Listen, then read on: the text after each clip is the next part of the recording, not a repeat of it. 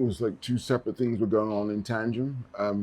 Bianca was researching her book, Occupy City, and at that point, I was again as being, from a non-occupied country, Britain, coming to and growing up in London and coming to Amsterdam, there was always this sense of ghosts of the past as I walked down the streets, and I was just fascinated with that. And I thought, at a certain point, I thought, well, what happened if I got some footage from, say, that period, and then project on top of that something from the present day? Because it's a 17th century city, so what happens is the building get reinforced, and then you get a situation just physically. You get a situation of living in the dead in one frame. And at the same time, Bianca was writing a book, and I thought, that's this idea of these addresses and what was going on, mapping the city, and I thought that could be interesting to sort of use the text as a jumping off point for looking at the city and sort of illuminating the past within the present. The book is extremely thick, so it's a lot of addresses. So I thought, how are you gonna do that? But that idea of not using any archival footage or interviews, but just use text about the past and combining it with images from the present. I thought that was a wonderful, intriguing and new idea. Well, a lot of behind the scenes work went in before, a lot of prep went into it, of course. No. But I mean, to some extent, that's what we did. We had a number of addresses. We went to addresses.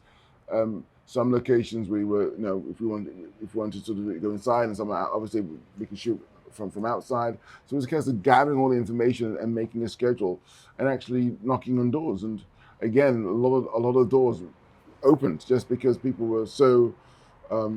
There's a lot of, how can I say, goodwill about things around the Second World War in Amsterdam because of its history. So that was the access was pretty, pretty straightforward.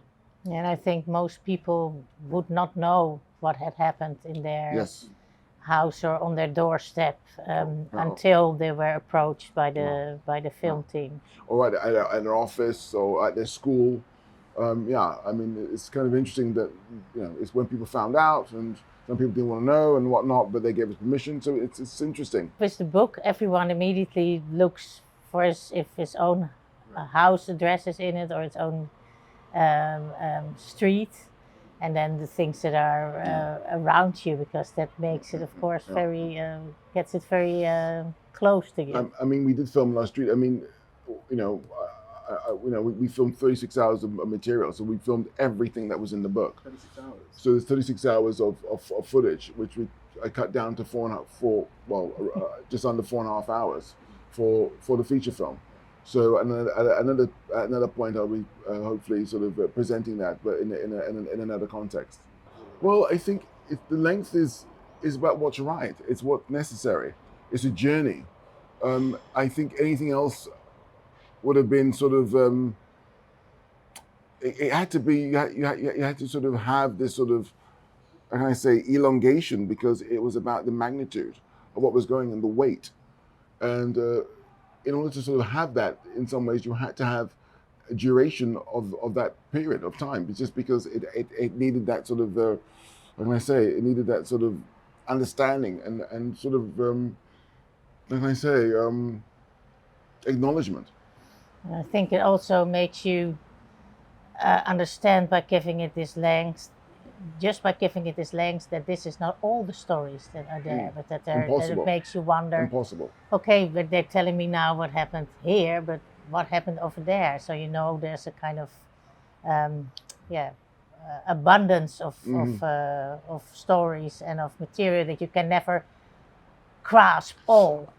That's just, I mean, to impossible. be honest, if it could be made for an hour and a half, I would have made it for an hour and a half. But it's about the subject, and the subject and how the subject wants to fit into the form, not the other way around. I think once people understand or recognize places that they walk past, go to school or go to their work every day, or whatever, and find out what it is and these other locations, I definitely think that would give them a different sort of aspect of their own liberty, in fact, and what made,